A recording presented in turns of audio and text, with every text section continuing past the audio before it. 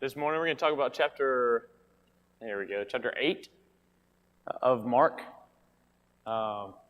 Last week we did chapter 6, and we didn't really get to chapter 7, and I didn't get to do a coffee study because I was at Backwoods.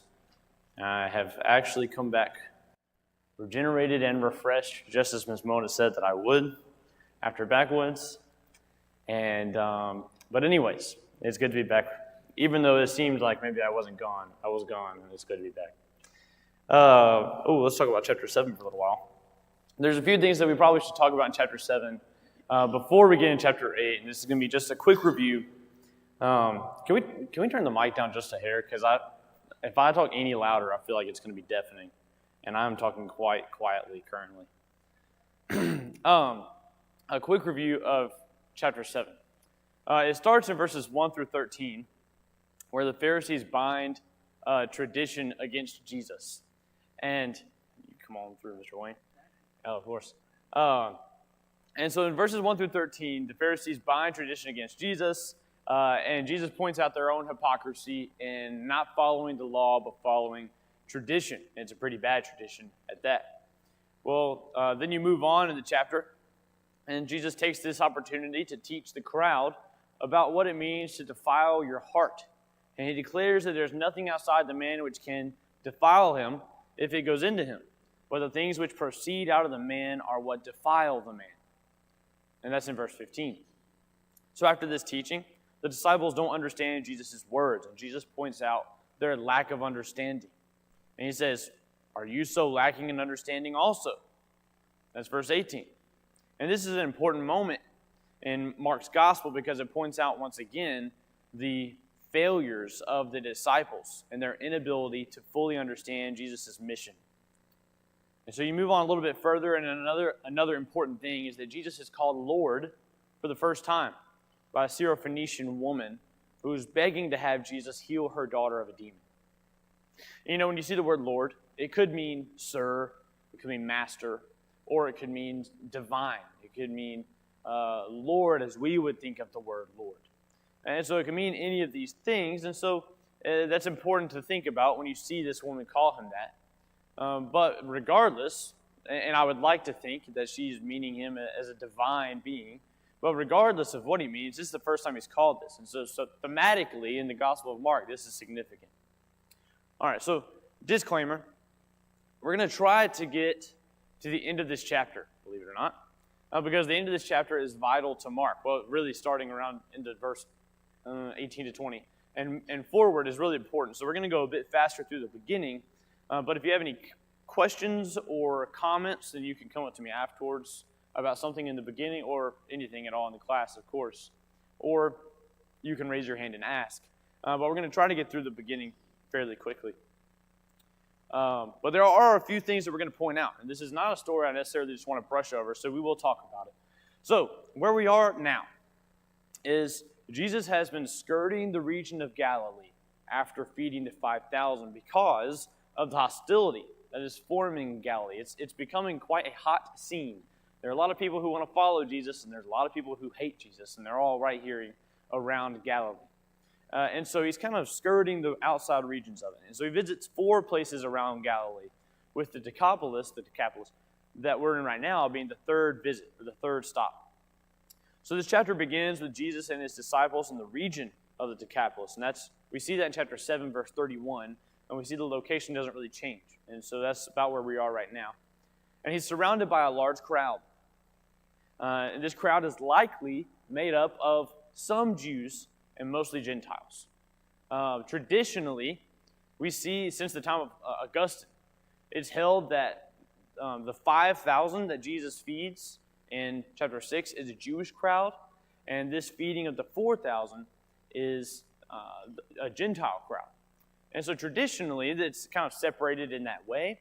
I don't know if the lines are as firm and the walls are as built as what they say. There could be a bit of a mixture in both. But I'll go with predominantly, at the very least predominantly, we have Gentiles in this crowd that we're about to talk about, maybe a handful of Jews. And that's important for what we'll see in just a little while. So here I have this table And it was supposed to be a really pretty table, but I ended up just screenshotting it from my Google Docs and putting it on this slide. So I'm sorry if it's hard to, oh, no, it's not hard to read. You're fine. I was worried it was going to be hard to read. Anyways, so when we read this, it sounds similar to last class. So let's actually read it first.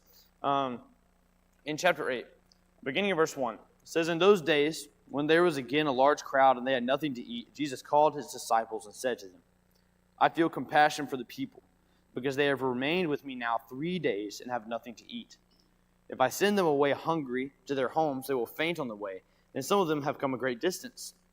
And his disciples answered him, 'Where will anyone be able to find enough bread here in this desolate place to satisfy these people?'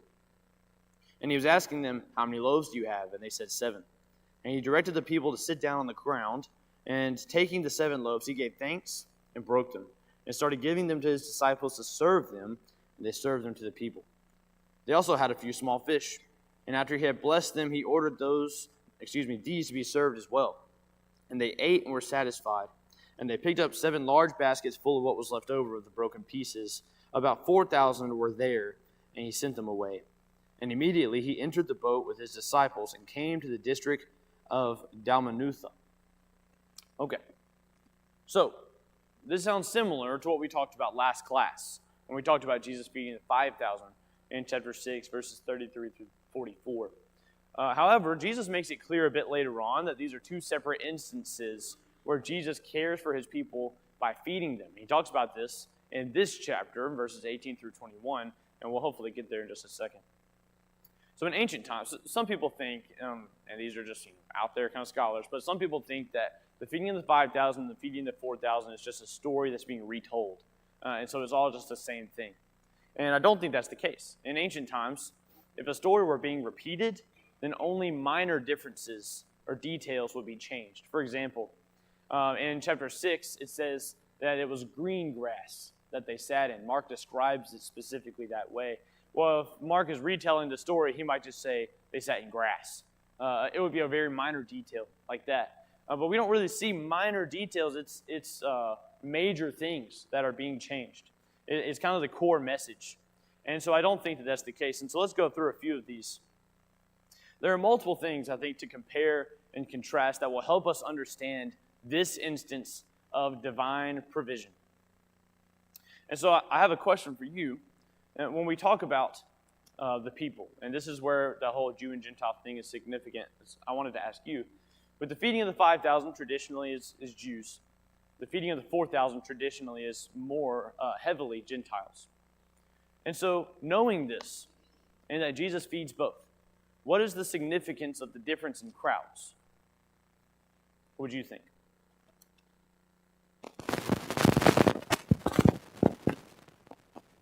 Can't drink water with this microphone. Just learn.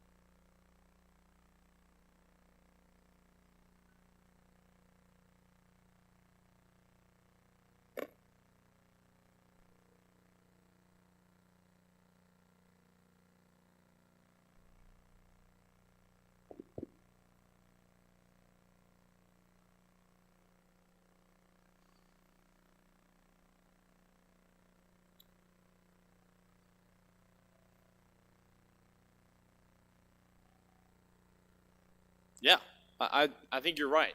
So Mr. Jim says, to sum it up, that we see hope for the Gentiles, and I think he's right.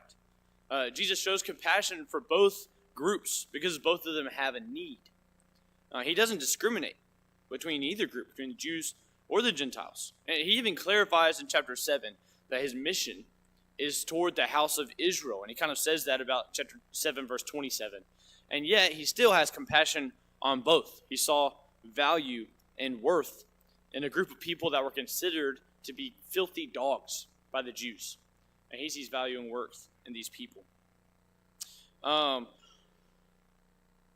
Quickly, we'll say some scholars note that Jesus' usage of a great distance or from afar in verse 3 at the end, he says that they've come from a great distance, or your translation might say they have come from afar.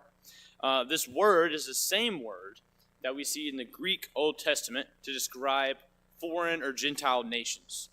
And so some scholars will look at this, and just to kind of support our point a little bit, some scholars look at this word and how it's used and say it's so similar to what we see in the Greek Old Testament that we can make this connection between what Jesus does here and then what we see will happen to the nations.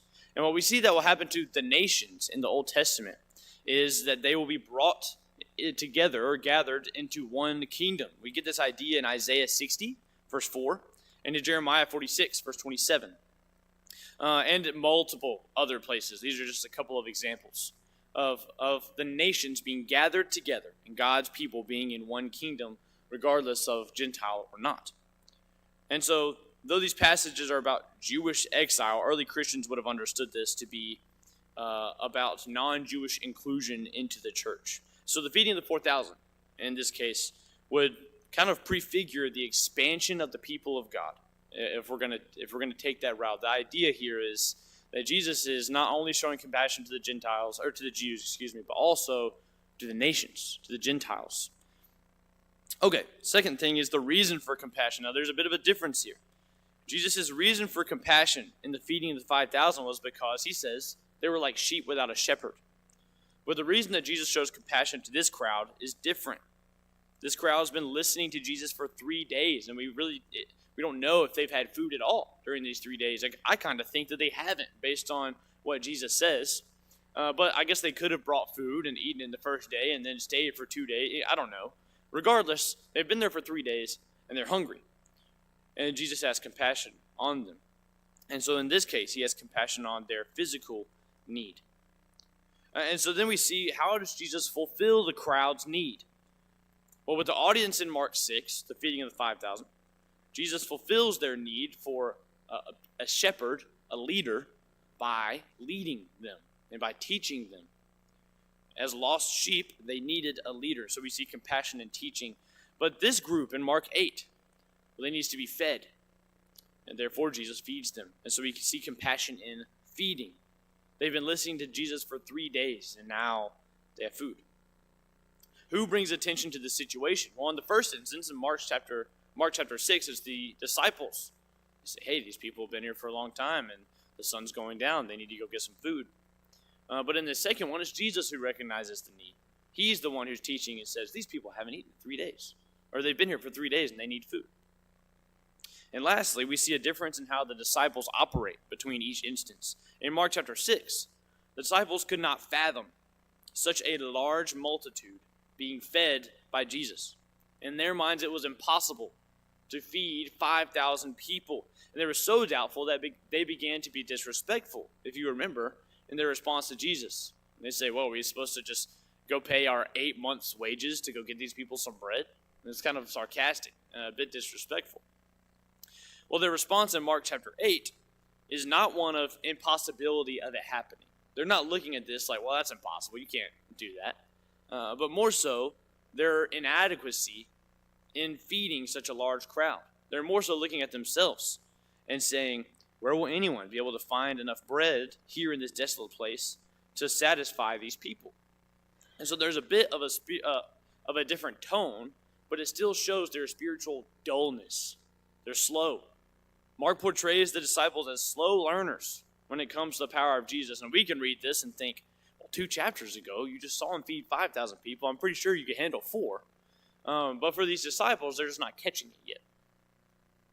So what we see in verses 1 through 10 is Jesus shows compassion to those who were listening to his teaching, miraculously provides for them with 7 loaves and, quote, a few small fish. And they all leave satisfied with 7 large baskets left over. So he sends the people away, and then he and his disciples got into the boat, and they go to Dalmanutha. And about this place, Dalmanutha, we don't really know where it is.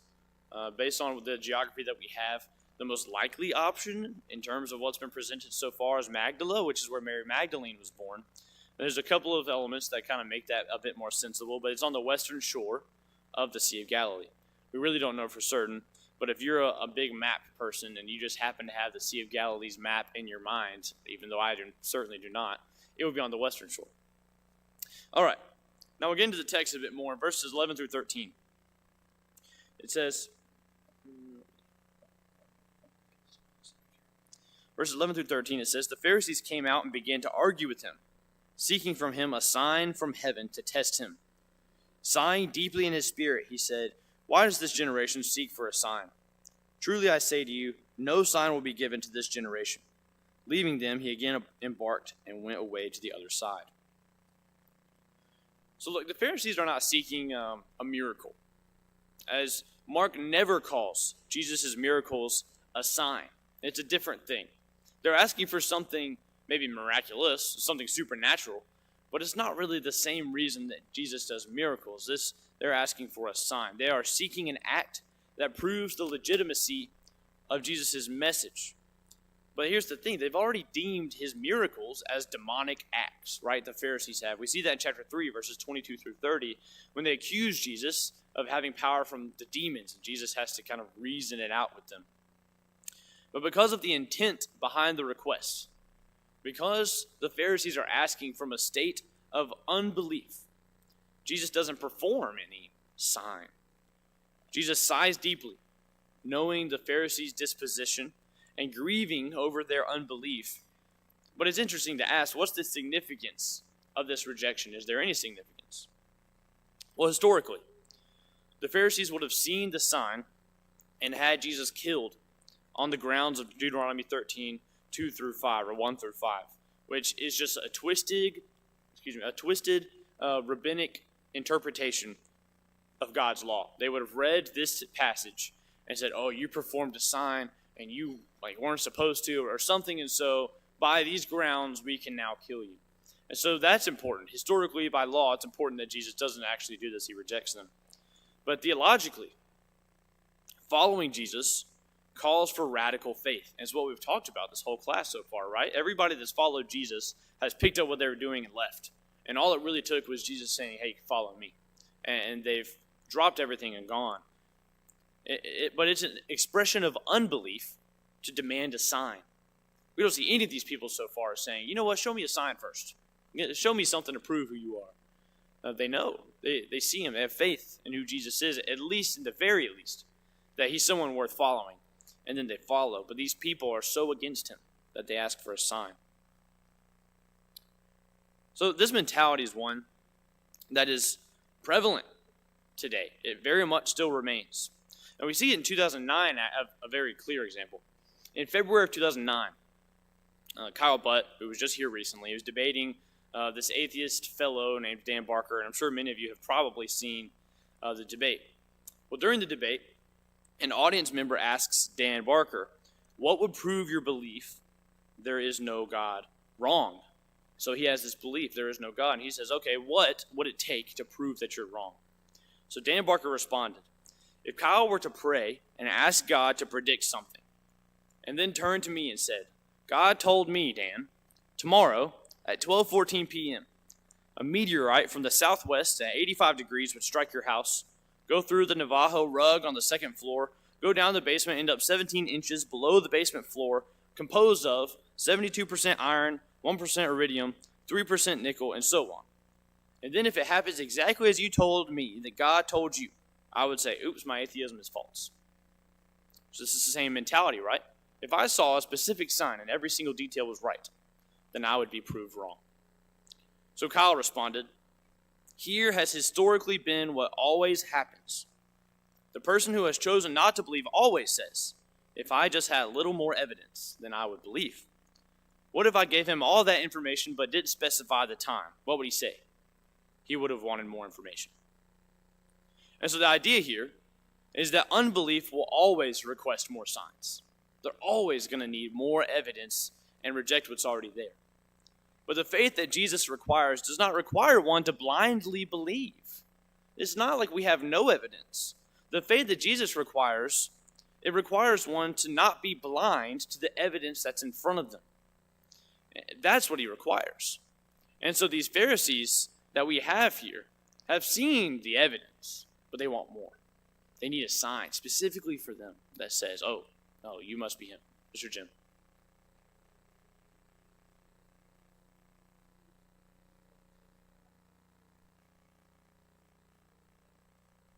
Oh, definitely. And they've heard the stories. They've seen the acts. There's evidence. But they seem to just kind of disregard what they've already seen and say, no, we need a sign for ourselves, a specific thing that shows. And so Jesus, knowing that their disposition, he understands where they're at. They don't need a sign. So Jesus leaves this area, showing that there's not soil in the area that is fertile enough to the message of the kingdom. And so the mystery of the gospel remains hidden from those who don't believe. We kind of see that idea in Mark chapter 4, verses 11 and 12. And we've talked about this already. That the message or the mystery of the kingdom remains hidden to those who are in unbelief. So we get to verses 14 and 15. And they had forgotten to take bread and did not have more than one loaf in the boat with them.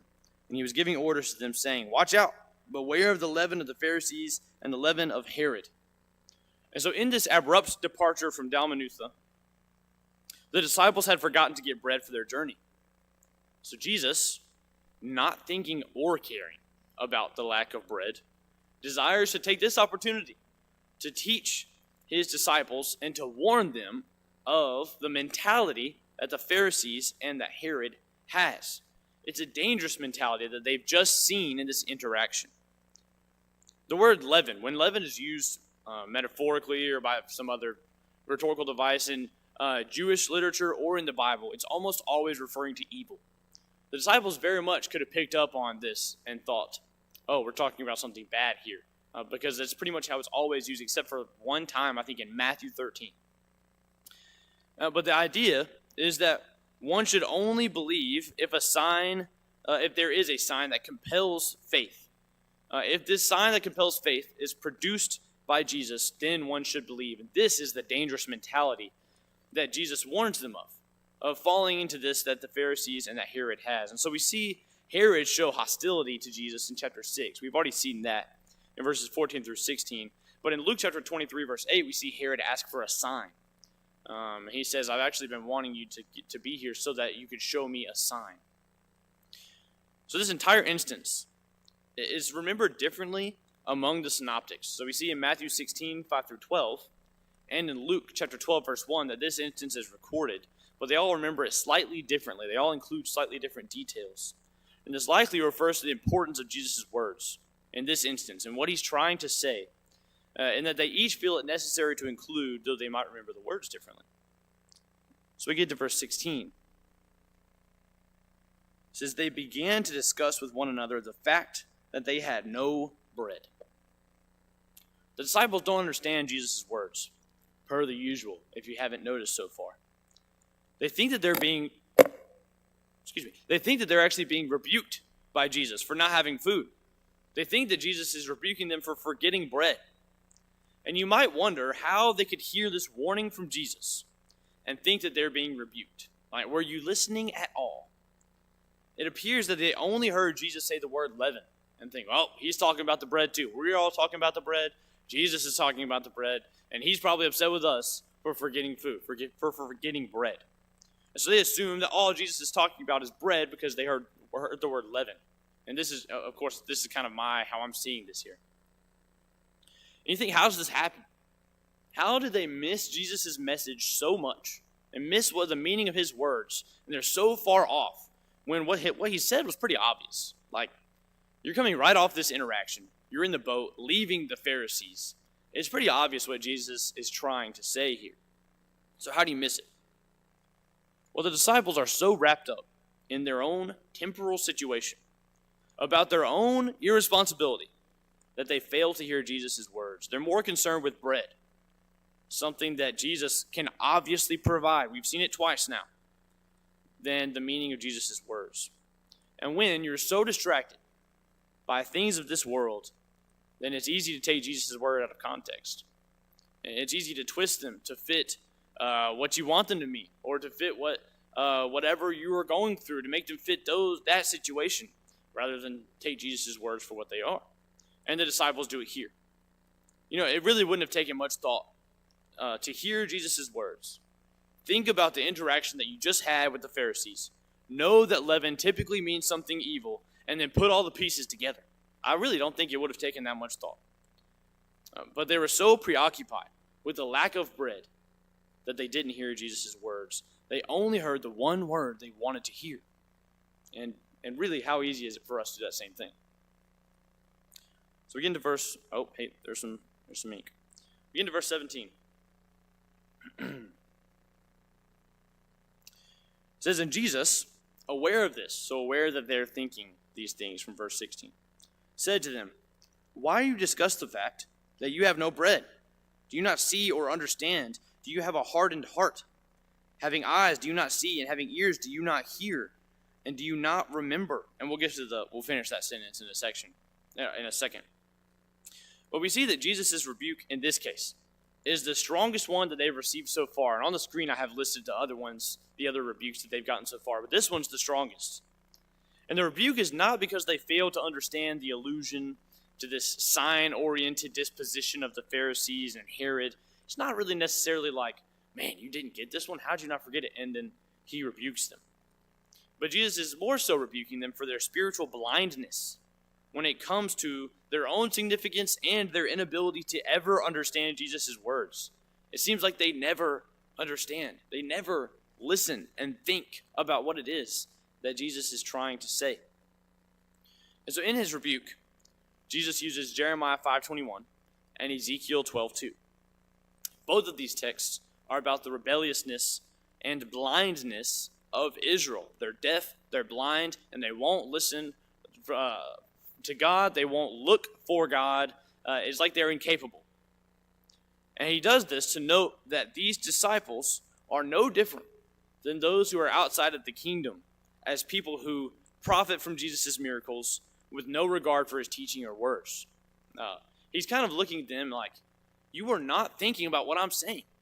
And last time we talked about those who are outside and inside the kingdom, the difference was there are some people who are taking Jesus' words and listening and thinking about it and seeking truth. And Jesus seems to be saying here, you're not doing that. You're blind and you're deaf and you're taking my words and you're not thinking about it, obviously, because he just said this fairly obvious thing and the disciples take it completely differently because they're not listening. They're just blindly following. There is no considering, thinking. There is no application to themselves. They just kind of follow. So we get into verse 19. So we'll pick up, he says, and do you not remember, from verse 18, when I broke the 5 loaves for the 5,000, how many baskets full of broken pieces you picked up? They said to him, 12. When I broke the 7 for the 4,000, how many large baskets full of broken pieces did you pick up? And they said to him, 7. And he was saying to them, do you not yet understand? So Mark, paraphrasing this interaction a bit, he shows Jesus pointing back to the 5,000 and the 4,000 and the significance of both. A significance that the disciples have missed. And, Jesus has to be frustrated when he asks this question, do you not yet understand? You've been with me this whole time. How are you missing all of this? And so in bewilderment and frustration, Jesus asks them whether or not they understand. And what they don't understand is that he is the Messiah. He's Lord of heaven and earth. They've been with him through his whole ministry, yet like the crowds that follow him, they're blind. They're deaf. They're not really thinking about and seeking what is true. So this is where we're at when we get to verse 22. And so we get this interaction. I thought that interaction was very interesting because it very much points to the failure of the disciples. It's a theme in Mark's gospel. But we get into verse 22.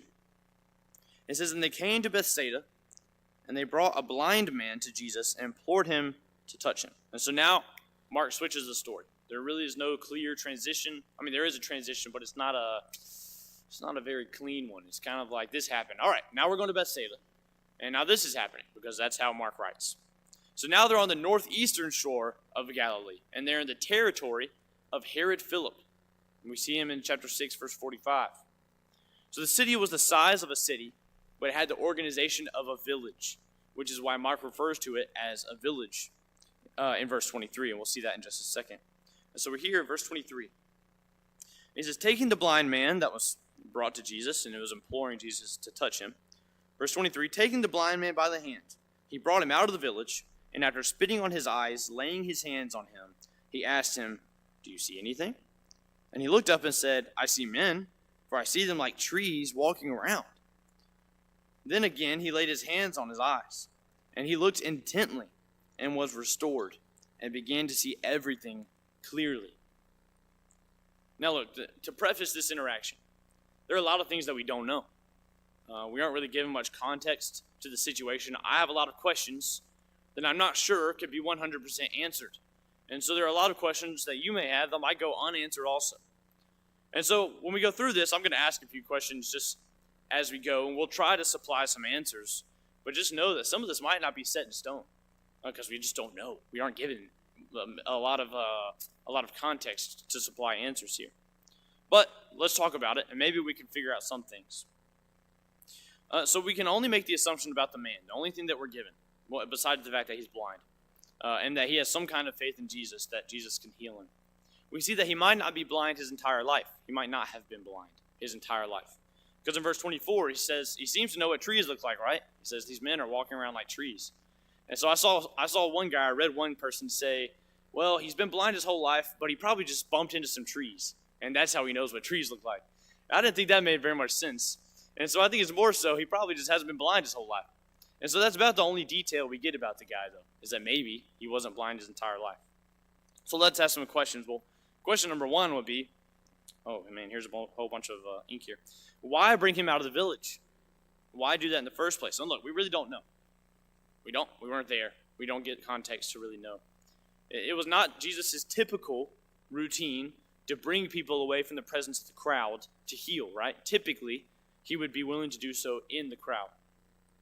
Now, we do see Jesus do this in chapter 7, verse 33. And it seems that he does this to establish some kind of communication with someone who is typically unseen by society. That's what we see in chapter 7, verse 33. And that's someone who is deaf and mute. Well, it seems plausible that that's what's happening here. You know, and it could be because of the mixture of reactions that Jesus is getting within the city when he heals someone and the rising amounts of hostility that's facing him. It could just be that. So it could just be, hey, let's go out of this village and then I'll heal you so people don't freak out. But it could just be this man's blind, and so Jesus is going to lead him away a bit and express to him some form of, use this as some form of communication, I guess, of you're being taken care of. And so, it could be either thing. We'll continue on.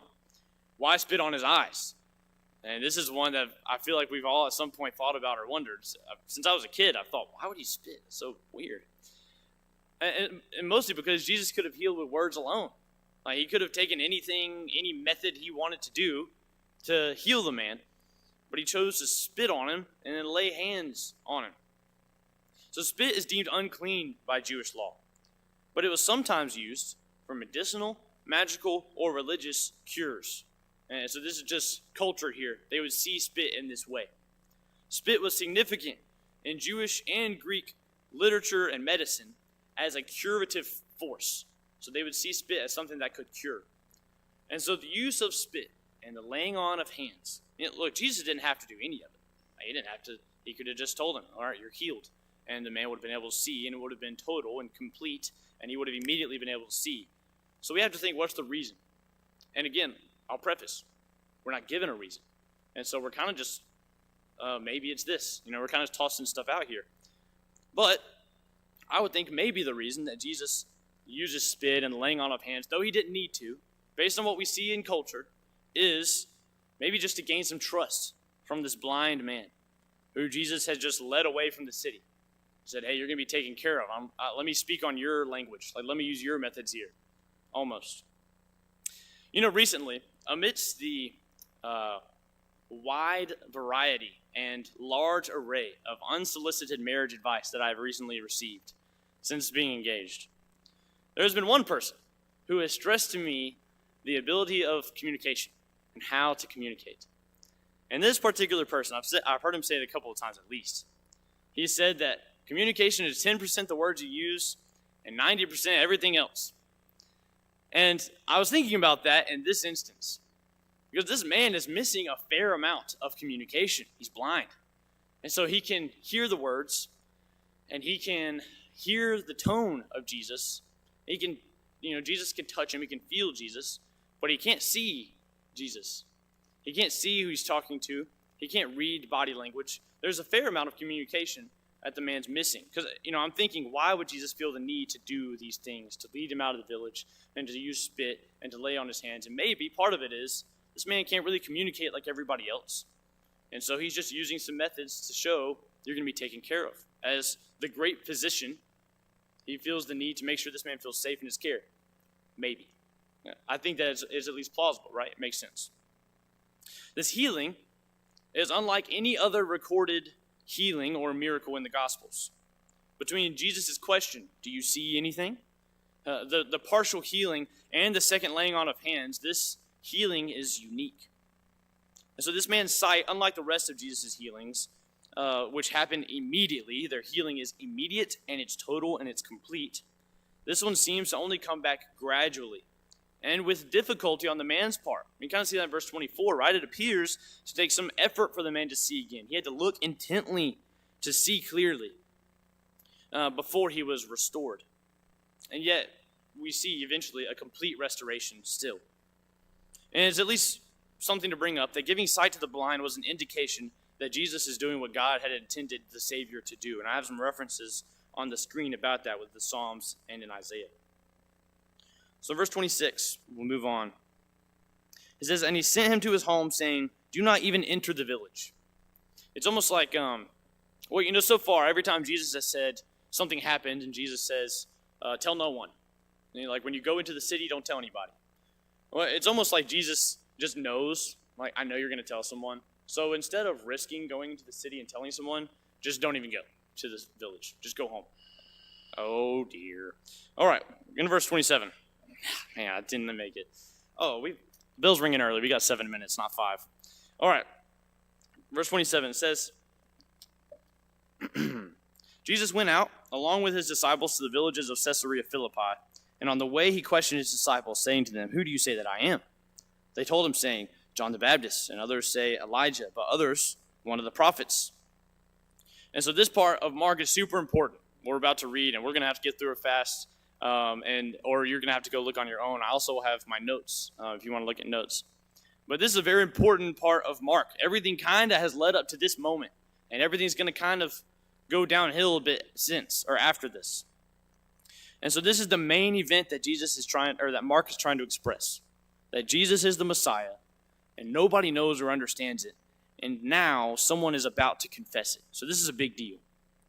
And so Jesus leads his disciples pretty far north into the city of Herod Philip, and he asks them this question, who do people say that I am? And it shows just how veiled Jesus' identity is to everyone outside of the kingdom. Nobody really knows who he is. But we get to verse 29 through 30. Oh, and it's important to note, in verse 28, the options that we get, they're all preparatory roles. None of them are the Savior. They're all people who are supposed to prepare the way for the Savior. And so none of them actually assign Jesus to be who he is. So we get to verse 29. He says, but he continued by questioning them, but who do you say that I am? And Peter answered and said to him, you are the Christ. And he warned them to tell no one about him. So now Jesus wants to know, all right, I know what everybody else thinks. Who do you say that I am? My best friends, my closest followers, who do you say that I am? And he pushes the envelope with this question, because he's about to tell them, verses 34 through 38, where we probably won't get, the qualifications or the expectations of a follower. In that he says, well, you better deny yourself and pick up your cross and follow me. And he gives a few others about the value of your own life versus the value of your eternal life. And he says, if you're going to be a follower of me, this is what you have to do. But first, I have to know that you even know me. So he asks his closest followers, who do you say that I am? And Peter confesses it, that Jesus is the Christ. And so this is the first time in the gospel that we see a man seems to know who Jesus is. It's the first time that the word Christ or Messiah has been used since Mark chapter 1, verse 1, when Mark proclaims Christ. And so Peter, speaking for the 12, he finally knows Jesus' identity as the anointed one in the Davidic line who is going to save them from foreign rule and establish his eternal kingdom. But they're not really void of misunderstanding either. You know, the term Christ, we've talked about this, the term Christ or Messiah, it's been tainted by Jewish misunderstanding. And so the reason that Jesus says, tell no one, even to his closest disciples, I think is this. Well, one, he probably knows the disciples don't really fully understand. And we're going to see that in just a second. They really still don't fully understand who Jesus is. And so if they were to go out and tell others, they would have the liberty to describe this misconception that they have. Oh, this guy that we've been talking about this whole time, who's going to establish eternal rule here on earth, and he's going to save us from these Romans, and he's going to be this mighty king with a great military force. They'd kind of have this liberty to go and tell all of these people these things.